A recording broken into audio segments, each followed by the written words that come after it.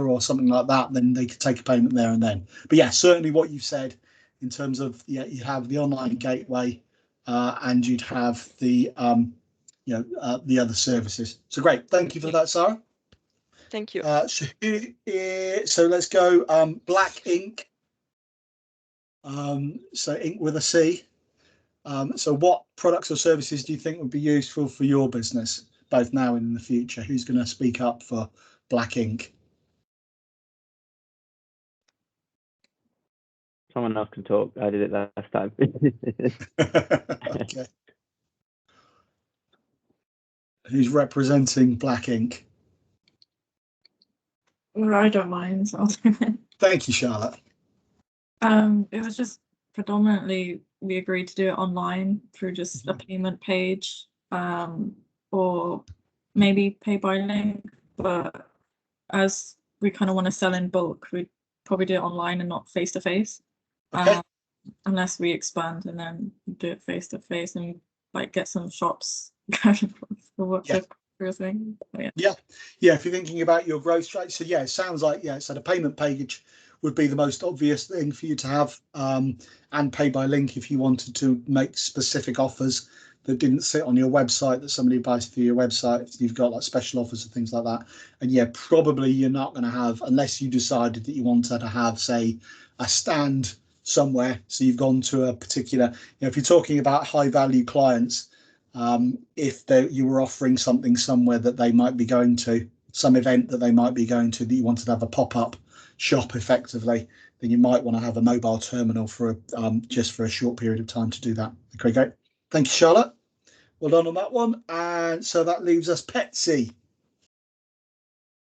who's going to be the voice of Petsy. I can do it if no one else on my team wants to, which is an open invitation for someone else to step in. I think you're pushing on an open door where that one's going, James. So yeah, certainly seems so. Okay, so we were talking about, obviously we'd initially said we were going to have an online store, so a payment gateway just seems to make sense there. We thought it could be interesting to use pay by link as well, just because I didn't know about it, so it seemed fun. Yeah. And we finally thought it could be entertaining to have, like, instead of a forward-facing store, like a roving rock van that goes around and does pin on glass.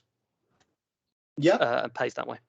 Yep, fantastic. Yep. So you can see, if you think about, definitely gateway for right now, pay by link again if you want to do special offers.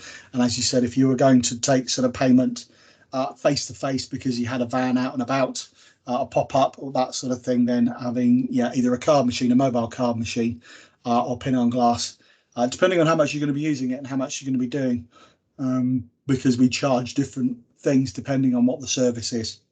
So great. So excellent. Well done, all three teams. Good to get you thinking about, as you're putting our products and services into a practical application, thinking about the businesses you'd have and what products or services we'd offer. Like I said, we offer far more than that.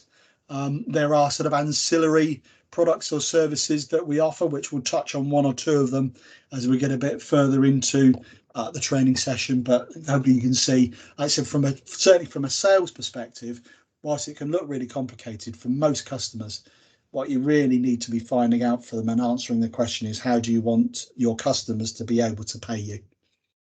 And that is only really face-to-face, online, or over the phone. And we have products and services that enable a customer to do those things. Great. So let's move on now. So we're going to spend a short amount of time just talking about the key players, helping us to understand who the key players in the market are. Okay, so we're going to look at the 5 key players. The industry doesn't work without these 5 groups of people. And then we're going to look at some of the other people that you might come across, or companies and organizations you might come across in the industry as well. So the key players, number 1 is going to be the customer, okay, as in the card holder. See, this industry doesn't work if there aren't people that have moved or are moving from cash to card, who card payment or payment. I mean, we're moving away just from cash, from card payment to using other payment methods. But typically most now It's happened in the last few years. We've moved from, and particularly obviously since the pandemic, but even before the pandemic, we'd moved from a mainly cash to a mainly card-based society. Okay, and since the pandemic, we've moved even further down that route. So where cash is, if you think about, I literally cannot remember the last time that I drew cash out of a card machine. And it's a little bit like I'm of an age where I used to use checks all the time. I've got a checkbook somewhere in my house, but I can't remember the last time I wrote a check, and I literally cannot remember the last time I paid cash for anything. I pay by card all the time now. Okay, so we need customers, see card holders. Next, we need merchants. See, we need somebody who is providing a product or service that would require taking card payments. We've talked about that a lot. You've created your own little sort of businesses, or big businesses for some of them, big imaginary businesses. So the two more obvious ones we know obviously are the customer and the merchant. Merchant obviously doesn't have to be a merchant per se. It can be an organization, can be a government body, a charity, a trust, anything like that, a local sort of sports club. But they're just, companies or organizations that need to be able to take payments. Then you have acquirers, so us. So the acquirer is the organization that moves the money around. Okay, so we're part of that. So we're the connection between the merchant and the banks and everybody else. We're providing that facility. We provide the merchant with something called a merchant account, and that's where the risk to us starts, becomes involved, because we're providing effectively. It can be a very short line of credit, but effectively we're almost providing a line of credit to merchants. Because we're the ones that sit between the banks, like I said, and the merchant, and we take responsibility for moving the money around. Okay, so the acquirer. Then we have the card schemes. So Visa and MasterCard being the two biggest and well known. So any acquirer will need to be registered with the card schemes to be able to process their transactions. So the card schemes are the ones that control the card themselves. They are the ones who allow banks and credit card companies to be able to use the system. And so a bank, if you were to look at your card, so if you were to get out your credit or debit card now and have a look on it, you've got 16 digits on your card. Everybody familiar with the 16 digits you see on your card? Okay, the first 4 digits on your card tell you whether which card scheme that card is registered with. Okay, so whether it's Visa or MasterCard or Amex are the 3 biggest ones. There are others, but those typically. So Visa or MasterCard. So if you look on your credit or debit card, it will have either a Visa or a MasterCard symbol on it. Okay, and the 4 digits at the beginning, the first 4 digits of the 16 digits, tell you which of those schemes that it's part of. So they set rates, they set the standards for the industry. Okay, and the 5th area is what we call the issuing bank. So we provide merchant accounts, and the banks provide the customer accounts. As I said, the first 4 digits tell you which card scheme your card is part of. The next 4 digits tell you which bank, okay, or which issuer your card comes from. And then the last 8 digits are your personal, they are unique to your account and to your card. So issuing banks, I said they are there. As I said, they are the issuing banks. They're the banks who provide the cards that you use, whether those are physical cards or whether it's a digital card that you're using. But they're the card issuers. And as I said, they need to be registered with one of the card schemes, and they will work for one of the card schemes. That's why I said if you look on your card, you will see one or the other symbol. Okay, you won't see both. They're with one or the other. Okay, so those are the 5 key players in the card industry. Has anybody got any questions about those 5? That'll make sense. So somebody asked me yesterday. Somebody asked a question about Amex, about where do American Express sit in this. So American Express are a card scheme, but they're a bit of an unusual one because what you'll find is you won't find any merchants that take American Express only. Okay, because American Express piggyback on Visa and MasterCard's card scheme and their functionality to be able to offer card payment facilities. So if you got a merchant who wants to take American Express will have to be able to take Visa or MasterCard, at least one of Visa or MasterCard. They all take both, but they have to be able to take at least one of those for them to be able to take American Express. So we don't see it as much in this country, but certainly in the US, American Express is a lot bigger. Okay.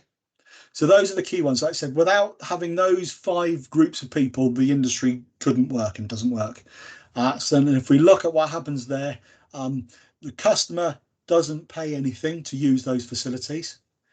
The merchant is the one who pays to use those facilities. The acquirer, the card scheme, and the issuing bank all charge the merchant to be able to use the card payment functionality. Okay, and we'll come on to what they charge and how that's worked out in a little bit later. Other groups that you are going to come across, maybe that you've heard of, that you haven't heard of, but they're all really important as part of the I guess the payment processing industry. So you've got the gateway or terminal provider. So this could be different. So trust payments like WorldPay, like Elevon, like Global Payments, for example. We're all companies that provide both the acquiring facility, so the ability to move money, and we also provide the mechanism to move the money. So that's either a payment page or we provide a card machine, something like that. If you've heard of there's a company called Payment Sense that you might have heard of. Okay, and Payment Sense provide a gateway or a terminal, but they don't provide the acquiring part. So they provide the mechanism to take a payment, but they don't provide the mechanism to move the money. Okay. I know you could even break it down more than that. Say Verifone, Ingenico, Pax, Castles are all, I guess, terminal manufacturers. Think of it almost like the mobile phone industry, where you've obviously got Apple, Samsung, Huawei that manufacture handsets, but you use a network to be able to use the handset. Okay, so people like Verifone, Ingenico, those guys, Pax, they provide hardware, but they need us to be able to make that hardware work. Okay. Then we've got organizations called ISOs. Okay, so you might be familiar with that phrase. Probably Charlotte, particularly I think in commercial support, you probably will hear of ISOs, or basically they're partners. So rather we have a direct sales team. So in Harrogate, we have a direct sales team. So they sell directly to merchants. And part of Craig Brightly's team also sell to larger merchants directly. But 80% of our business currently comes through partners. Okay, so they are other companies that sell our products or services. So a big example of that, Total Processing is one of our biggest partners. It's a company called Guestline that have a particular product that they have that uses our acquiring services, but they sell our services. Okay, or it might be that they're referral partners. So they don't make any sales, but what they do is they will identify good opportunities for us to sell, and we will pay them a percentage, or we might pay them a fixed amount, and they give us that lead. So they are introducers to our business. And they can either be small companies that set up just to find opportunities for us, okay, or they might be large organizations. So for example, the Federation of Small Businesses is a large organization that provides referrals. So if they've got if they've got a member of the Federation, they've got a small business that wants to be able to take card payments, they may well speak to their local FSB rep who will refer them to one of the card payment facilities to be able to do that. It might be that they are an organisation that sells hardware, so they might sell tills and they've got a relationship. I even know, and then so you either have official relationships or maybe less official relationships where we rather than being tied just to us, they might refer to a number of a number of payment processing companies. I even had, so when I was at WorldPay, one of the field-based guys had a relationship with the woman, so the Coca-Cola woman. So it was a woman who'd go around to new bars or restaurants and try and convince them to take Coke rather than Pepsi for their customers. And if they were going into a business and they were going to be trying to sell them Coke, they'd ask them who their who was going to do their card payments. And if they said, I haven't decided yet, they would refer them to one of the salespeople that I knew. So you can have official, unofficial relationships, or like I said, big organizations that are tied directly with each other. You also have, rather than an ISO, you have an ISV. So an ISV is an independent software vendor. Okay, so this might be, again, Guestline are probably a good example of that, where Guestline, as the name comes suggests, they sell to hotels and to bed and breakfasts. So they sell in the hospitality and accommodation space. And what they do is provide software to a hotel that helps them to run the financial side of their business. So if they're booking people in, taking payment for advanced bookings for their hotels, if they've got a bar or a restaurant in the hotel, they would help them to be able to, they provide the software that would kind of amalgamate and pull all those payment details together. Okay, so they provide the software to take payments, and we're the acquirer for that one. So we help to move the money around in that relationship. So that's an independent software vendor. Sometimes you also get something called a PayFac, a payment facilitator. So typically, when a customer signs up with us, we are the acquirer, as well as we provide the terminal or the gateway for them. Okay. We actually have a relationship with one other acquirer where we are the payment facilitator. So almost we sit between the merchant and the acquirer, because the merchant wouldn't be able to meet the requirements that are required to have a direct relationship with the acquirer. We sit in between, so we process the applications, we do the underwriting for it before the acquirer that we would use, because you remember it's the acquirer that takes the risk. The acquirer that's taking all the risk in terms of transactions, will they be honoured? That acquirer wouldn't want to have the relationship directly with a merchant in those situations, so we sit as what's called a payment facilitator.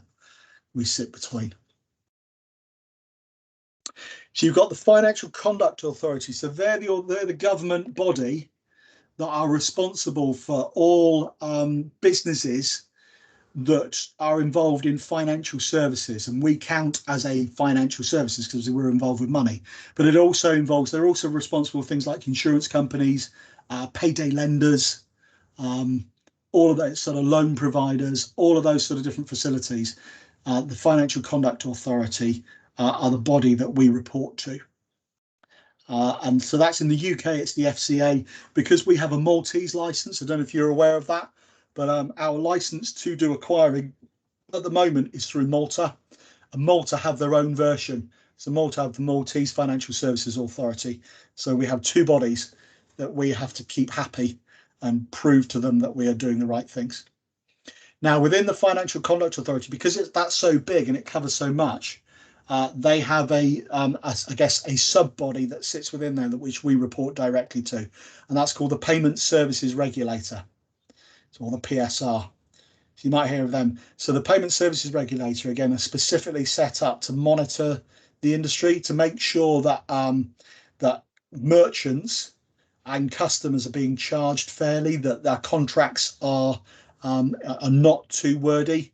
So they're, I guess, as much written in plain English. So they would be who a merchant might go to and dispute. So if they had an issue with us, they would go to the Payment Services Regulator. And I said, and they check on us on a regular basis to make sure that we're behaving in an appropriate manner. So you've got all those people that are involved in the industry. They all help the industry run, like I said. And some of those charge for what they do. Well, they charge the merchant for what they do. Sometimes they charge us as the acquirer. Does anybody have any questions on that group? Is there anybody I've missed that anybody knows of? Or does that all make sense? I'm going to take silence as you've all understood that perfectly and you have no questions. Lee, I do have one question. Of course, George, go ahead. So how does I didn't understand quite exactly how the payment services regulator interlinks with the FCA. So that's obviously a UK-based regulator. Just Googled Yes. it there. So that is sort of an independent body to the FCA, or is sort of interlinks? How does it work again? How does The PSR, do you mean? Yeah.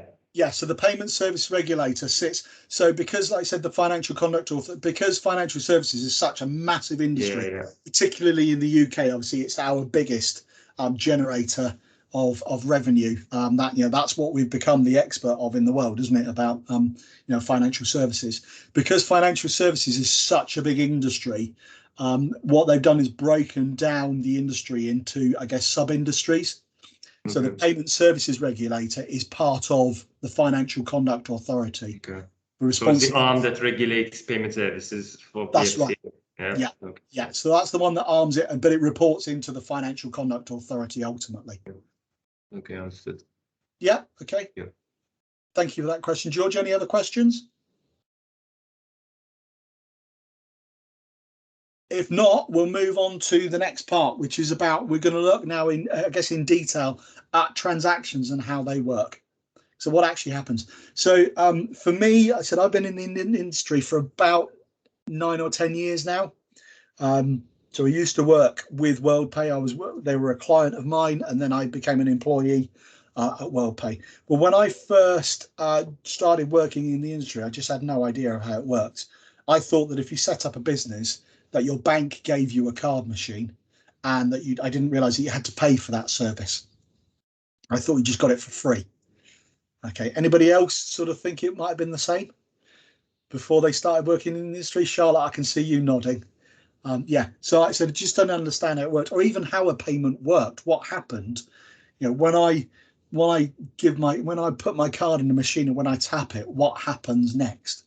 So we're going to just look at what the life cycle of a payment is. And really there's 2 stages to a payment. Okay.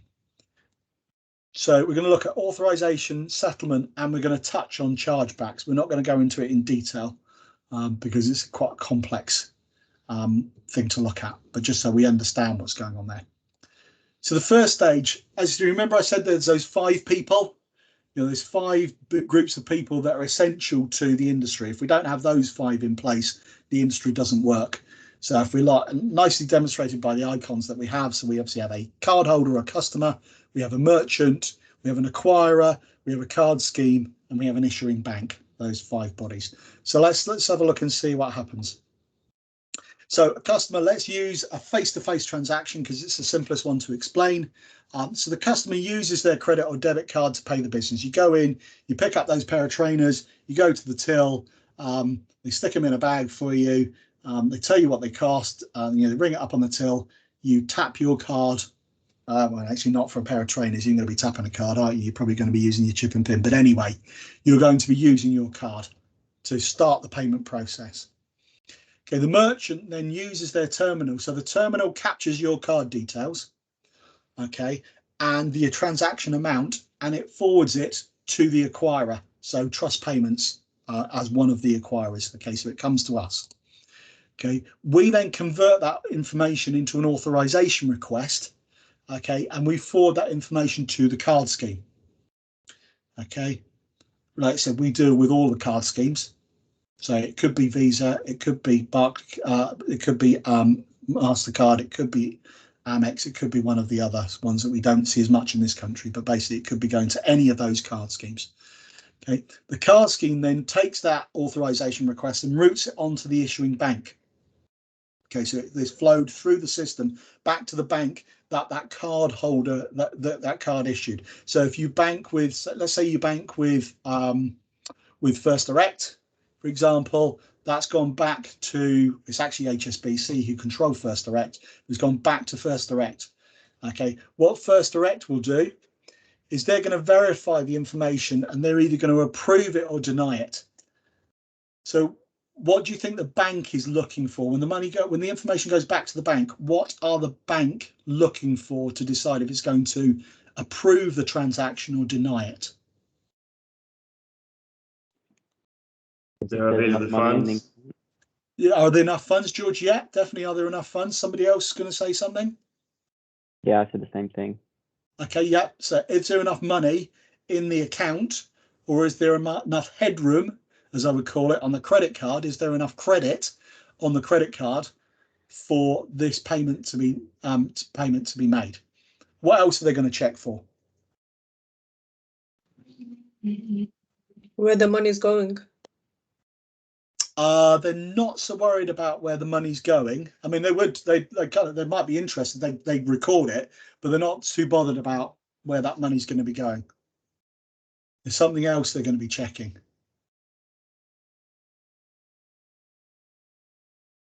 What might they be checking for?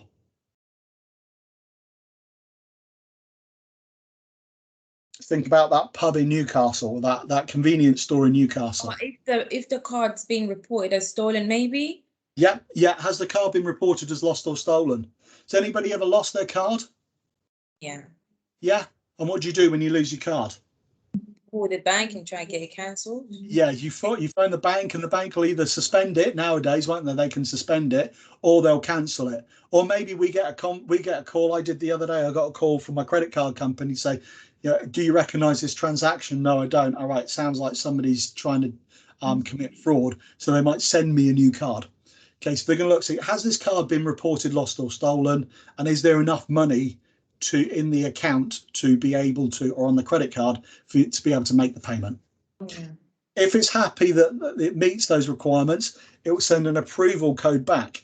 If not, it will send a code back to say it's denied. Okay, then what happens? Okay, the card scheme sends that code onto the acquirer, so us, for example.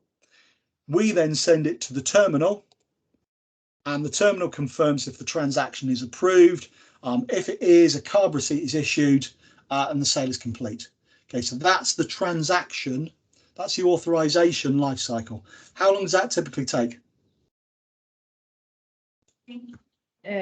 Seconds. Yeah, a couple of seconds, isn't it? In fact, we get a bit annoyed if it takes more than about 10 seconds for it to happen.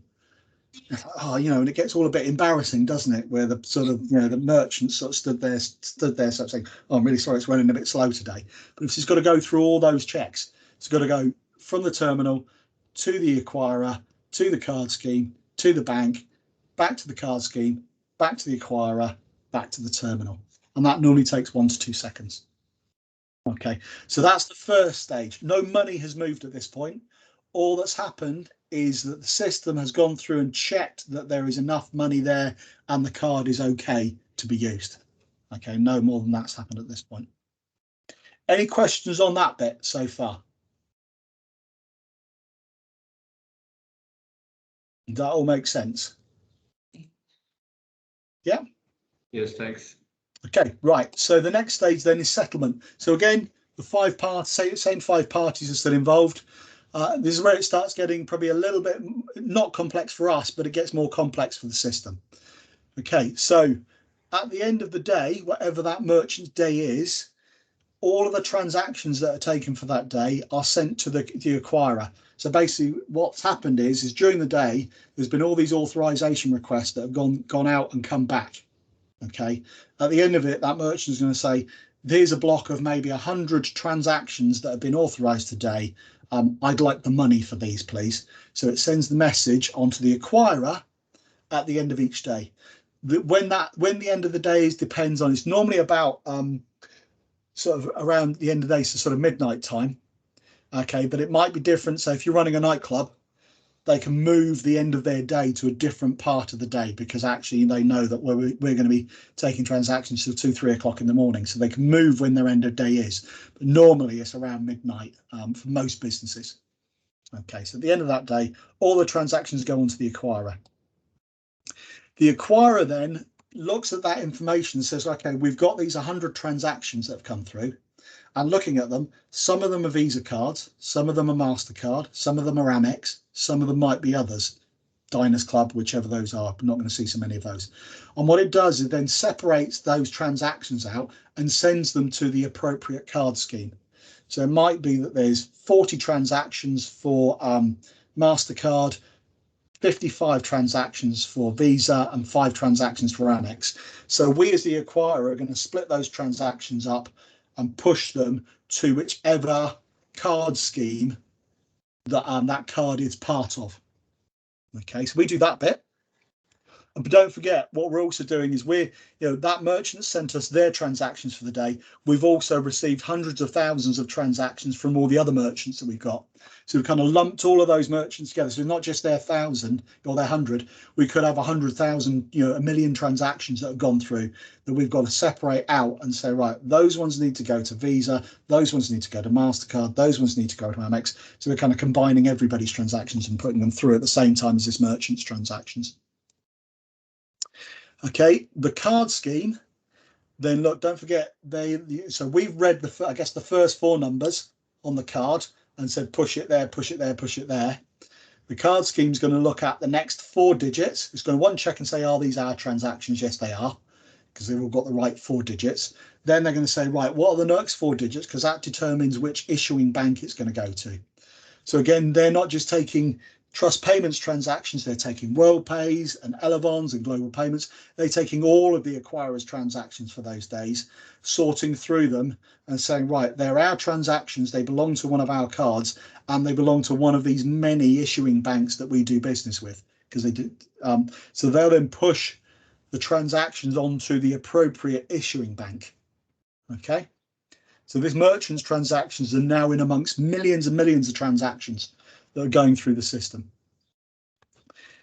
The issuing bank will then look at all the transactions that have come in, say, yeah, those are all the ones that we authorized earlier, the money's there, we know it's not lost or stolen, so they'll now start pushing the money back through the system.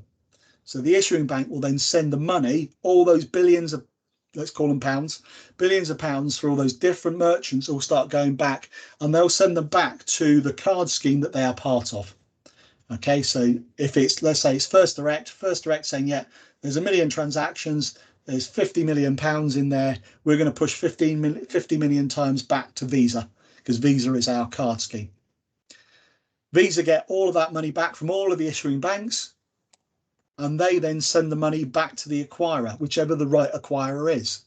They're looking back through and saying, right, we had an authorization come, but all these authorizations come from Trust Payments. We've sent the money, we've sent the request onto the banks. The banks have given us all the money back, or they've started to move the money. So we're going to now move the money onto the acquirers.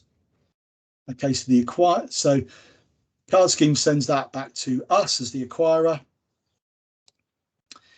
We then look at all those and say, right, okay, well, we need to push some of those to that merchant, some to that merchant, some to that merchant, some to that merchant. So we then push that money from us into the merchant's bank account. At the same time, the issuing bank has adjusted they've taken the money out of the customer's account by that point, or added it to their credit card account. Okay, and that's the settlement part of the process. So I said, so the authorization part of the process happens in seconds. The payment process, or the settlement part of the process, happens on a daily basis. What questions do you have about that? Yeah, I have a small question. Yep. Why doesn't this happen in real time? Like, what's the hold up to make this happen at the end of the day? Historically, it's just because it's been quite a complex process and quite a labor intensive process. You can have, and actually the capabilities now, so it just didn't used to have the capability. And the other reason for it to be perfectly honest is that the bank would like to hang on to the money for as long as possible. Because it's sat with them, and maybe not so much now when interest rates are low, but whilst it's sat with them, they can be investing that money.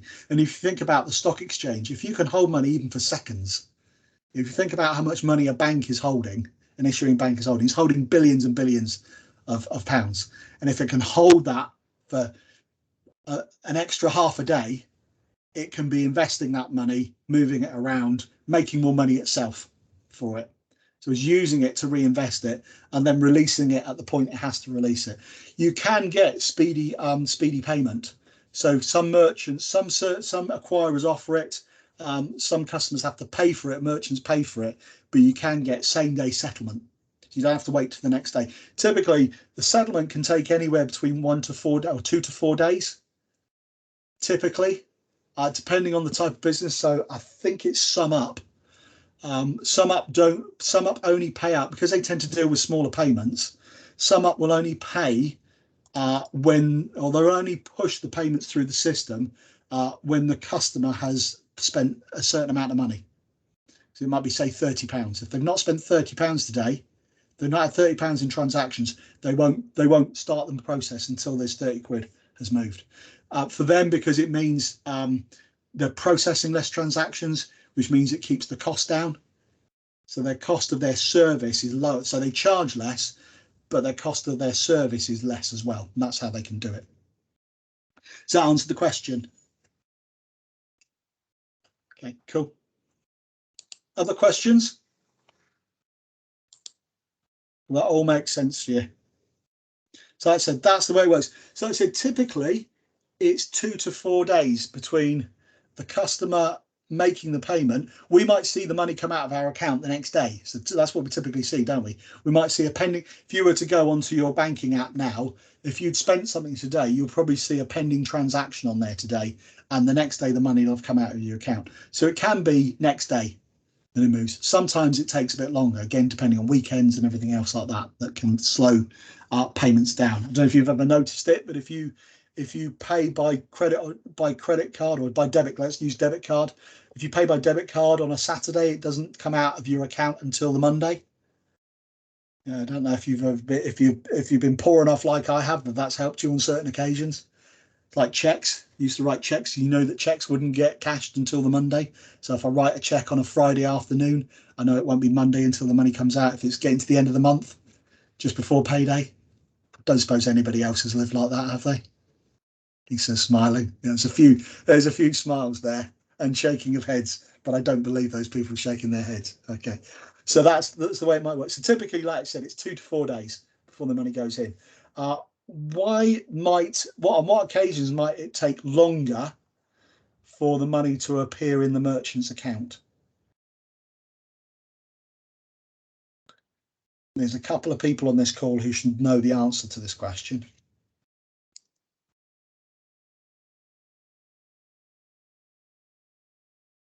Know why it might take longer.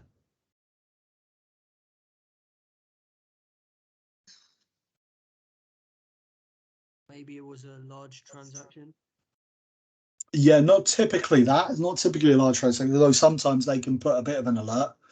A flag might go up, or maybe it could be a card that's not been used for a long time, something like that. But when we were talking about risk earlier. So it could be that you're investigating the merchant for money laundering or fraud. Could be, yeah. That might be that might have flagged it in the system, and they don't want to make the payment yet because something's happened that makes it look suspicious. Yeah, it could be that, James.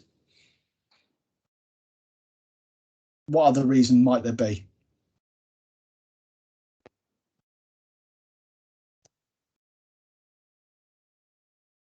Okay, if you think about what I said to you earlier about riskier businesses perhaps where there's a long period between fulfillment and payment. So I pay here, but it takes so many days before the fulfillment to happen, for the customer to receive their goods or services. A travel agency, so if you're buying tickets, you're buying flights, stuff like that. It may be that what we've agreed with that merchant is that we will process payments for them, but we will put a delay on the payment. Okay, so you can have it, but we're not going to allow it to happen straight away. We might require a number of days.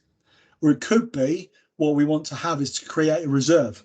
So it might be what we call a rolling reserve. So we might want to build up money that we're holding for that merchant.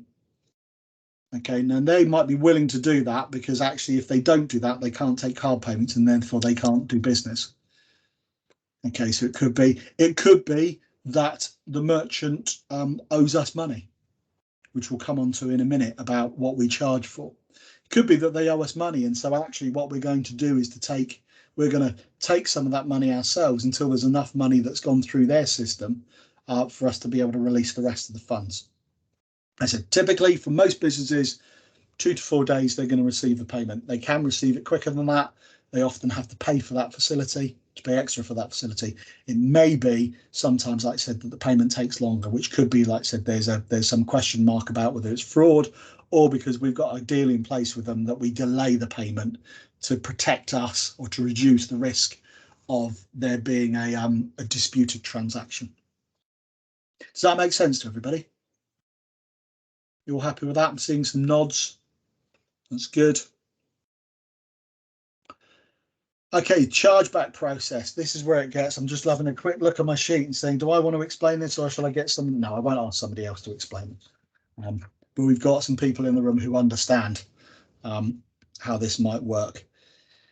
So as I was saying earlier, that there's a risk, isn't there, of chargebacks. Okay, so a chargeback. So if you think about a disputed transaction. I think we did talk about this earlier, didn't we? That if you've bought your pair of trainers and you're not happy with them, you take them back to the shop or you send them back online, and most of the time it just goes through nice and easy. Either you do an exchange or a refund.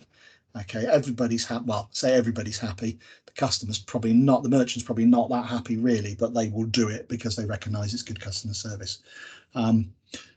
But sometimes there's a situation where the customer, so the cardholder, is disputing the transaction in some way. So what might be some reasons why a customer would dispute a transaction?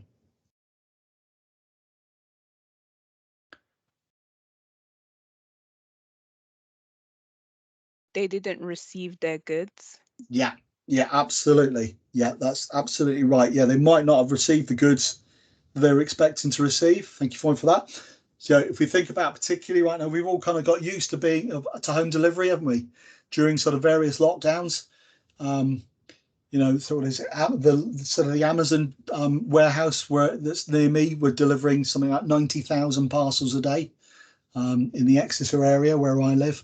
So we've got used to that. But yeah, I guess should we say the quality of the delivery service can differ.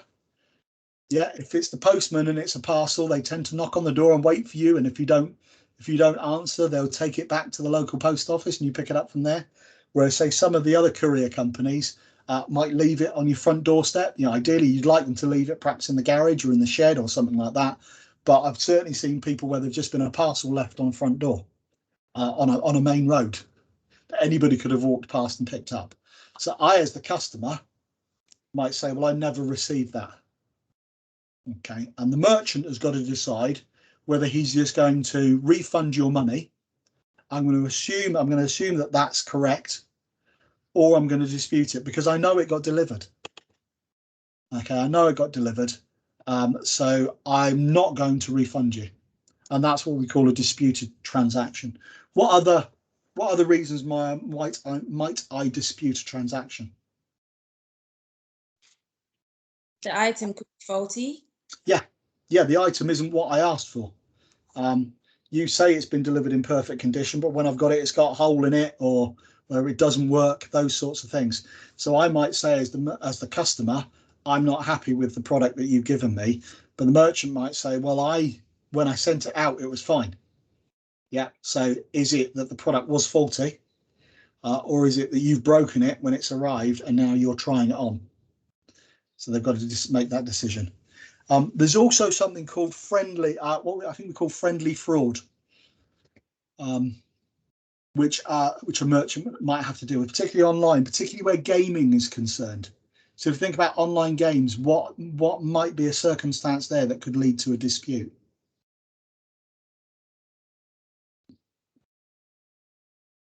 Maybe someone's kid like bought loads of things online on a game, like microtransactions and stuff, and the parents like, oh no, I think my 3-year-old spent £1,000 on. Yeah, that's what we call.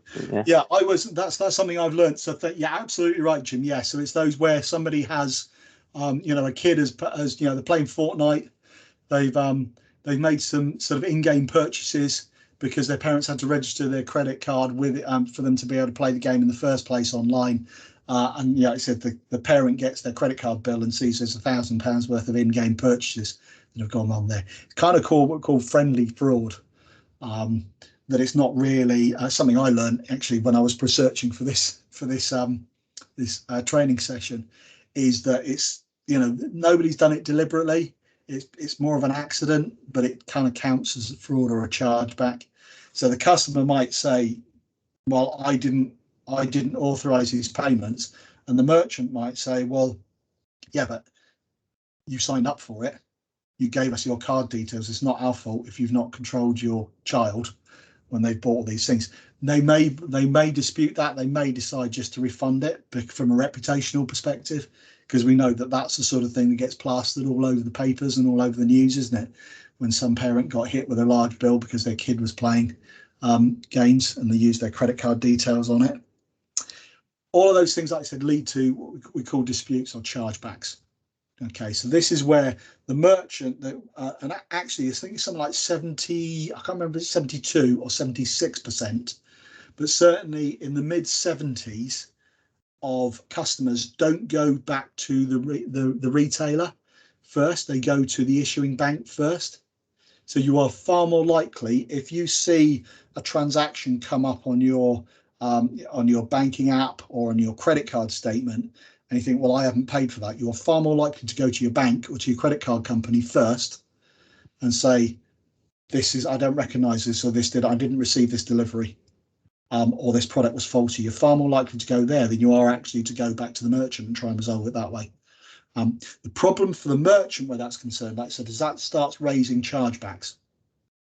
So chargebacks, as I said, are disputes between the merchant and the customer, where they've got to the stage where they haven't been able to find a resolution between them, or the customer hasn't even given the merchant the chance to resolve it themselves. They've just gone straight to their issuing bank. When a customer does that, what you'll typically see is that the customer will be refunded or recredited the amount of that transaction. There is an assumption that the customer is right. Okay, it's then up to them, and then they're asked for evidence to prove that it was that the product didn't get delivered or that it was faulty, all those sorts of things. But also the merchant has to prove that they delivered it as well. So that both parties have to prove whether they're right or not. Now because we I guess we represent the merchant in this, so we will help the merchant to dispute a transaction. Okay, but we charge them for that. Okay, there's a chargeback fee that we charge per transaction. From a merchant's perspective, so they've got to pay us a fee, but they've also got to do a lot of work, you know, because they've got to hunt around and try and find the evidence that supports that it did get delivered or it was in good quality when it left them. So there's a lot of admin that's involved in that. So that's a pain for them as well. There's a cost there as well. The other thing that they need to be aware of is that when chargebacks start going above a certain percentage for a business, the card schemes start getting nervous about this, and they don't like it if they see high chargeback levels for a business. Okay, and if that happens, they may either suspend or remove the payment facility for that organisation, that company. So chargeback is quite a complex process, and that's why we have specialists. Certainly at WorldPay, there was a very, very large team that was set up that all they dealt with chargebacks all day. Pretty much half a floor of people that were just dealing with chargebacks, because they've got so many customers and they have so many transactions that are going through. So this is what I said about risk, and why risk is an important thing for us to consider. We need to think about a business and are they likely to have high levels of chargebacks. So if we look at, say, the larger companies, if there was a gaming company that wanted to do business with us, one of the things we want to understand is what's the level of chargebacks they've been seeing or they're anticipating. Does that make sense? Okay, so all parts of this transaction flow and what's happening. So you've got an authorization, you've got a settlement, probably then got a refund, which is, I guess, is a friendly dispute, and you've got a chargeback, which is a less friendly dispute. Okay, and those are all things, and that's why that leads us on to the next point, which is this is why we charge for what we do. because there's a lot of work that's involved in moving money around the system. Okay, so the last section we're going to look at this morning is just looking at what do we, I guess, how do we make money? Okay, so we make money by charging customers certain charges and fees. And we're going to go through the main ones. We're not going to go through everyone. We're going to go through the main ones that we would be discussing with a customer. We send them terms and conditions that tell them all about the charges that they'd have, but these are the main ones that they would experience. Okay, so the elements of pricing that we cover. So the first area is going to be a setup fee. So we would charge a customer a fee depending on the complexity and the size of the business to set them up. Okay, so this is sorting out things like setting up their account, configuring their card machines. So the card machine is registered to their business. It prints out what they're expecting to see, getting their gateway to talk to their payment page, or sorry, getting the payment page to talk to their shopping cart, all of those sorts of things. We have to set that up, set the customer up. Obviously, depending on how big they are. So it could be £100 for a smaller business. We could be talking tens of thousands for a large organisation that's got a complex structure. And also how much we charge is going to depend on how easy it for us to do and how, I guess, to a certain extent, also how desperate they are to do business with us. Because Trust Payments has had a history of signing up perhaps riskier types of businesses. So crypto, so crypto exchanges, CBD, vaping, because we've dealt with those sorts of businesses. Those businesses know that it's more difficult for them to get card payment facilities. They know that if they're going to go to somebody like the WorldPays or the Elevens, they might turn around and say no. We kind of started off specialising in that market. The great thing for us, obviously, there's risk there, which is a challenge for us. But the great thing is you can typically charge more for customers in those space because they are, like I said, they're more hungry to be able to take card payments, and they know it's more difficult for them to get signed up. So you've got a setup fee, which, like I said, could be 100, could be tens of thousands, depending on how much work we've got to do to get the customer set up.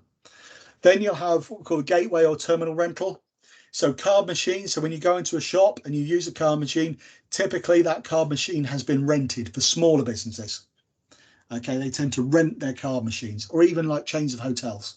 They will typically rent them. They don't buy them. Okay, they might buy hardware, or probably even rent hardware. So if you're looking at, say, a more sophisticated tablet terminal, you go into your hairdressers or something like that, and they've got a more complex system, then so they will often rent it because they don't want to have to pay a big lump sum out front, and they don't want to be responsible if it goes wrong. If you've bought it and it goes wrong, you have to pay to fix it. Okay, if they're renting it and it goes wrong, then typically your acquirer, your provider, will replace it or fix it as part of the service. Okay, we charge them a monthly fee. We do allow customers to buy terminals from us if they want to, but like I said, the vast majority of them rent. Okay. Then we have what we call a gateway fee. So you remember I said that sometimes we're the acquirer, sometimes we are the terminal provider. We might be sometimes, though, this person that sits in the middle. So that what we do is we provide the link. So if your card machine goes into your terminal, so your card machine goes into your till, and it's a more complex integrated till, we might charge them a per transaction fee, say 5p per transaction fee to move that, to provide that link. So every time a transaction goes through, we're going to charge them 5p for that. We then move into the biggie for us, which is the card service charges. Okay, so these are what we might call card fees. So this is what we're going to charge them for the transaction that moves. Okay, and the amount that we charge varies depending on the type of card. So, for example, a debit card. So if somebody is taking a debit card payment, we charge less for a debit card payment than we do for a credit card payment. So we might charge a customer, say, if it's a smaller business, we might charge them 0.6% per transaction. Okay, so if it's a £10 transaction, 0.6%, that's what, 6p. So we're going to charge them 6 pence But obviously it's going to depend on the value of the transaction. If it's a £20 transaction, it's 12, and you do the maths. Okay. If it's a credit card, might charge them closer to 1%, say 1%, something like that. So that would be 11p we charge for a credit card. Okay. The reason that there's a difference in it is because the debit card is accessing known money. Yeah, it's going to a bank account, so we know the money's there. Whereas credit cards are obviously providing a line of credit, and so there's a cost to that. So somebody somewhere is having to borrow money to provide that money to a customer. Whereas if it's a debit card, it's coming from a bank account, we know the customer's already got the money. Those are what we call so personal cards. If it's a commercial card, so a company corporate card, then we charge a lot more for corporate cards. Okay, there's a higher cost, and that's basically because we can. There's no real other logic to it other than corporate cards, because it's going in, it counts as part of what the business is spending. They tend to be higher. If it's what we call a domestic card, so if it's a card that's issued in the UK, so if we're in the UK and it's a UK-based credit card, we will charge less than that than we'll charge for an international card. So if somebody's come over from Japan and they're using a Japanese credit card, we charge a lot more for a Japanese credit card than we do for a UK credit card. Again, because it's got to go through other systems. So it's flowing outside of our systems into other systems. So there's more effort that's required to process it. So it costs more. Okay. So it makes sense so far in terms of the cards and card fees, what we charge. Okay. Now there's a number of ways. There's two main ways that we calculate or what we show the customer what they're paying from a card scheme, or from a card service charges perspective. And the two are called blended and IC++. Okay, so I'm going to explain the IC++ first, and then I'll explain blended.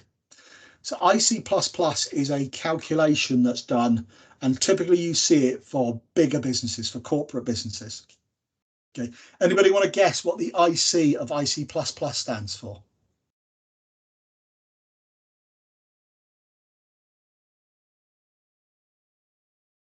Anybody know what IC stands for? I want to have a guess.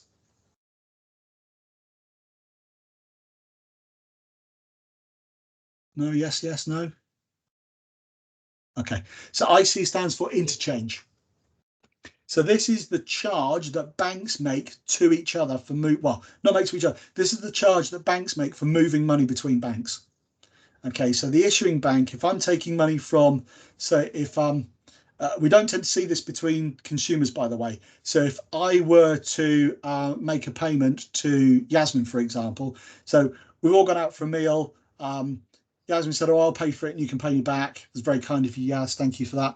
And I said, right, okay, well, I owe you 20 quid, Yasmin. If you give me your card, your bank details, I'll transfer the money. Yeah, we've all done that. We'll come across, probably done that at some point. There's no charge to us as a customer for that. The bank just kind of absorbs that. But when it's a merchant, so when you are taking payments and they're going through from a merchant, so when it's coming out of Yasmin's account and going into, a business bank account, those banks will charge for that service. So there's interchange rate. There's normally a percentage, and it might be, say, 0.2% of every transaction is the interchange. Okay, but then you've got plus and plus. So the first plus is the card scheme charging, because you're using their facilities. They don't provide it for free. It's going to go through them. They're going to be routing money around, and that costs money for them to maintain those systems and keep those systems secure.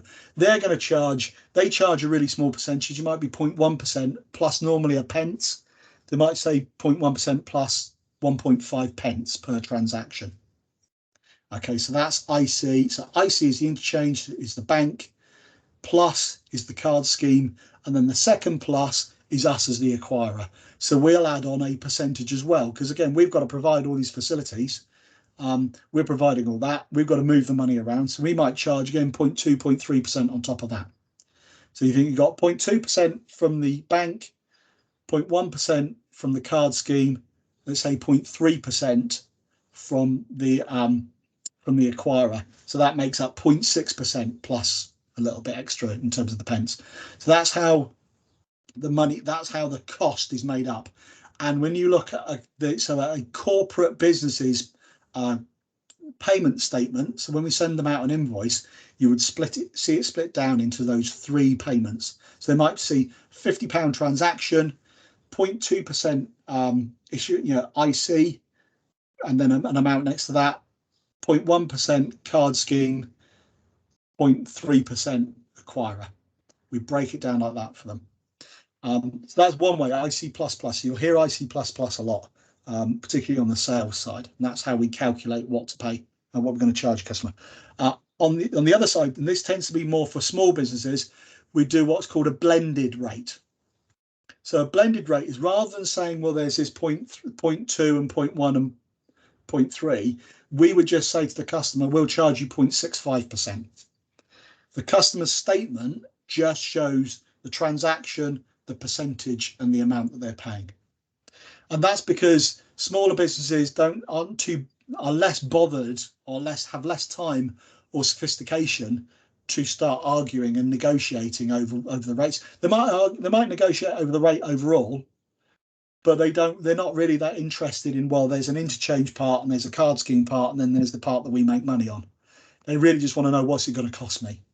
Yeah, what's £10? If I take a £10 transaction, what's that going to cost me? Well, that's going to cost you 6.5p. All right, okay, that's fine. I understand that. I can process that. So you see, like IC++ and blended. Does that make sense? Different types. So like I said, corporates, IC++, small businesses, blended. And that's what you'll typically see. Now, we'll also charge what we call a minimum monthly service charge. So this would be, say we're expecting you've got all of those transactions that come through. So your £10 transactions, we're charging you 0.65%. So in a month, we would expect that to come to a certain amount of money that you pay us in charges each month. If you had a really quiet month for whatever reason, we've given you rates based on volume. We're expecting you to do this much business. So if your business drops off, we still want to get a minimum amount each month. Otherwise, it's not much point us providing the service, because we've still got the overheads to provide that service. So we charge a minimum monthly service charge. So let's say it's £30. So what that means is, if you add up all of those 6.5p's that we charge you for all those £10 transactions, and say it added up to £28 for the month, because it had been a quieter month, we just top it up by £2 and we'd still charge you £30. If you've done £50 worth of transactions, okay, in that month, we're not going to charge you a minimum monthly service charge, because you've paid more. You're going to pay us more than the minimum monthly service charge. Okay, that minimum monthly service charge is up to us how much we want to set, but it's really about what we're saying to the customer is, by guaranteeing you, by giving you this rate, we need to get so much business comes through the door. Next, we have the authorization fee. So the authorization fee is what we charge to process. It's what we charge for the checks to go off to. Is there enough money? Has the card been lost or stolen? So we charge, and that's a pence per, but that's a pence per attempted transaction.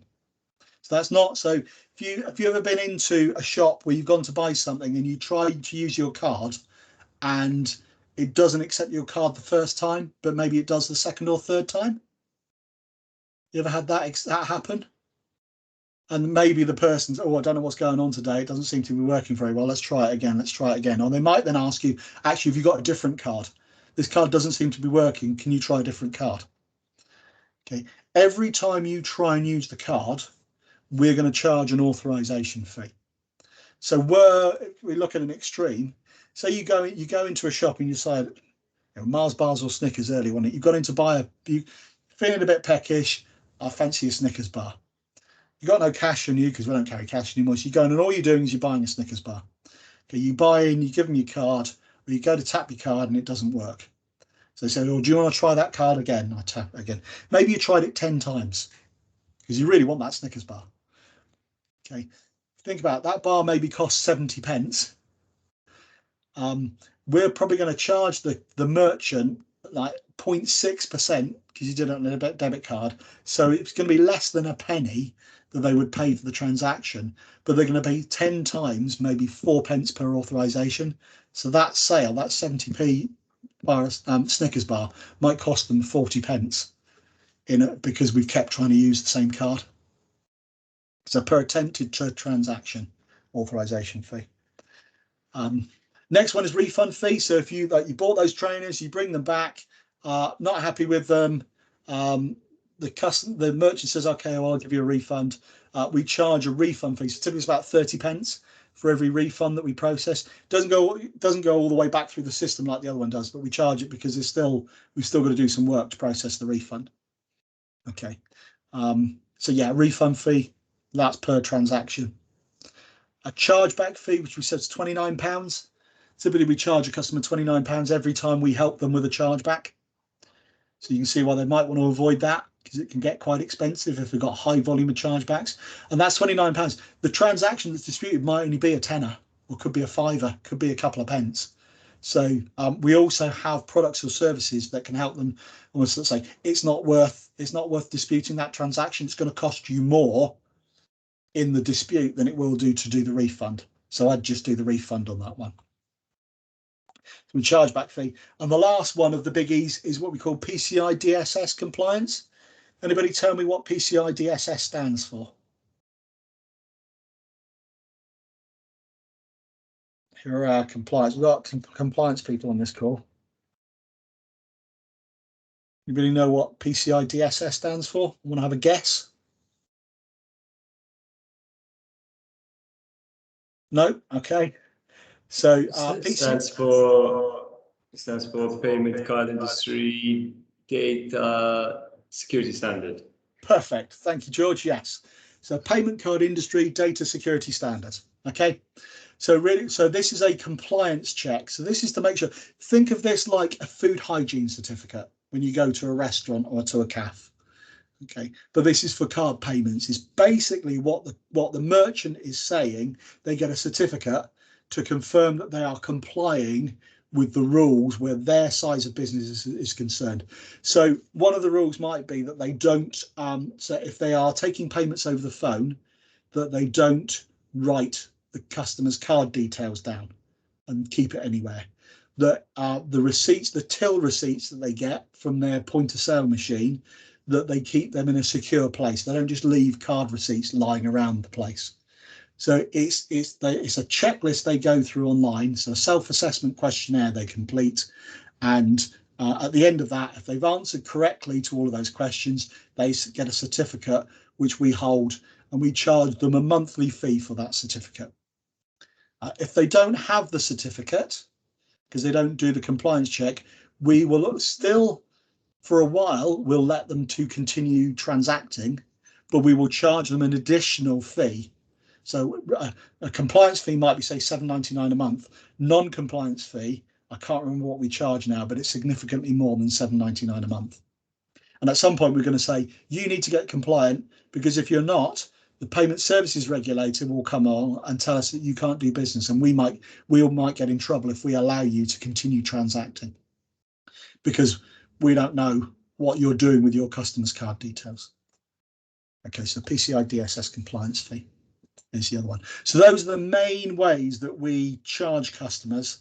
Some of those, like you said, are a one-off fee. So setup fee is one-off. A gateway fee, PCI compliance, they are monthly fees. The card service charges, refunds are per transaction completed, and the authorization fee is per attempted transaction. You can see that we've got different things that we charge, and that's how we pay for the systems, pay for the processes, pay your salaries, pay my salary, and enable us to make profit, and as Jonathan O'Connor say, enable us to have a Christmas party. Okay, so that covers everything that I was planning to cover this morning. So we've gone through thinking about setting up our own business. We've thought about business risk.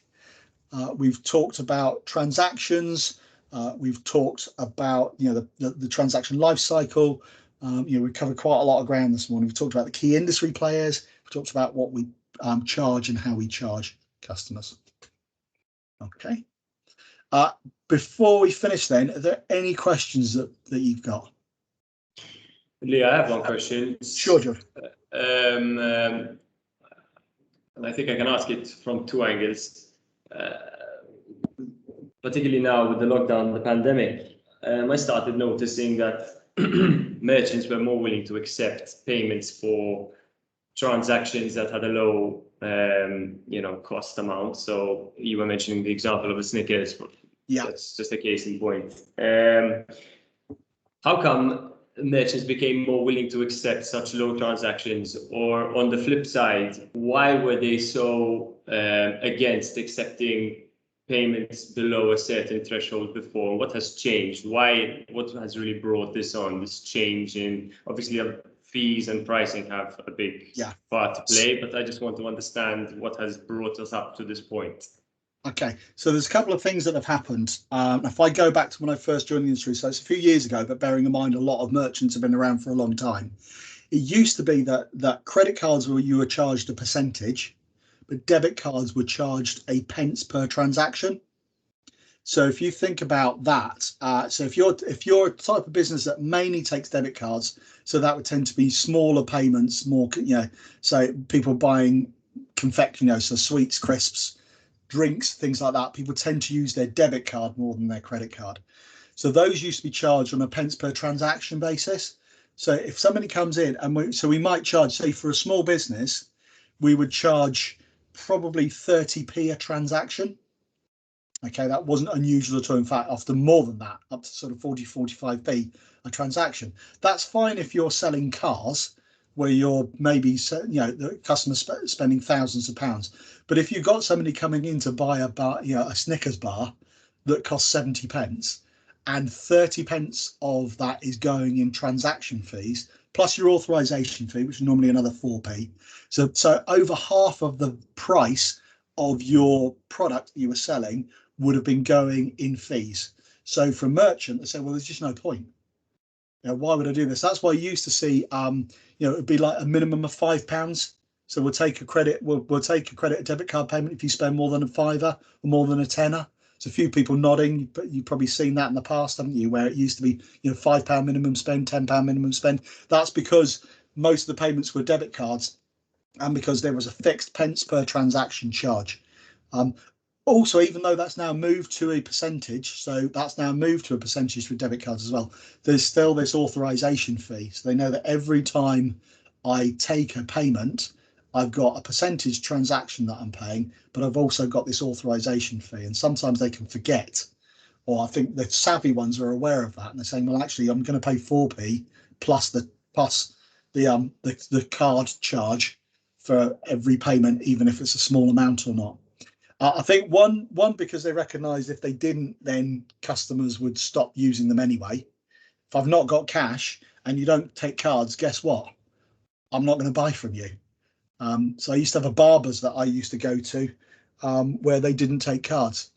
And so I constantly say to the guy, I got to know the guy who owned it quite well, why don't you take cards? He said, well, because there's a cash machine up the road. I said, yeah, but Kevin, when I walk up the road to that cash machine, I pass 6 other barbers and they all take cards. So do you think I'm going to walk all the way up there, get some cash and then walk all the way back down? No, I'm probably going to stop halfway up and think I can't be asked to walk all the way up there. I'm just going to go into that barber's. It's a haircut. I haven't got a lot of hair.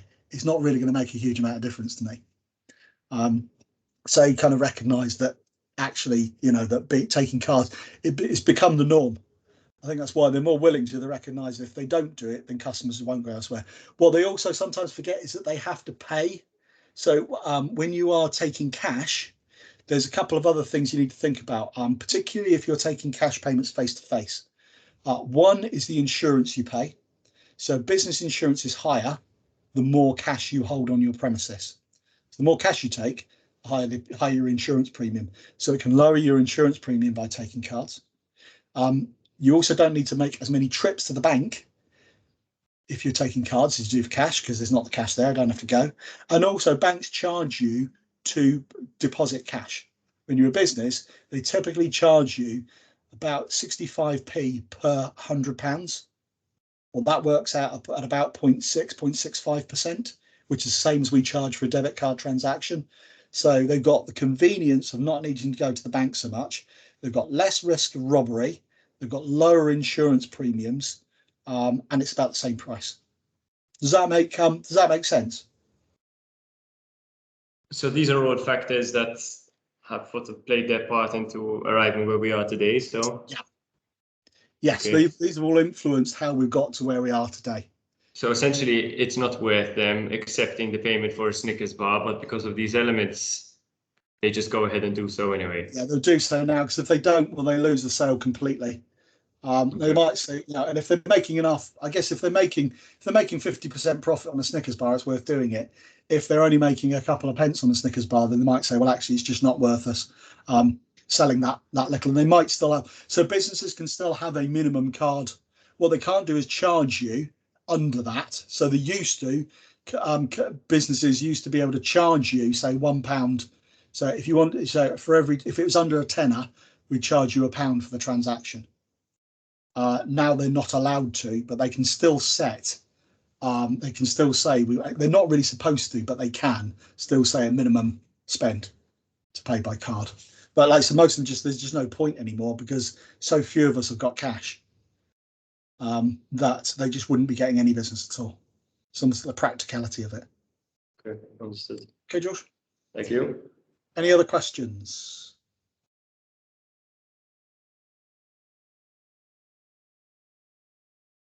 No. Okay.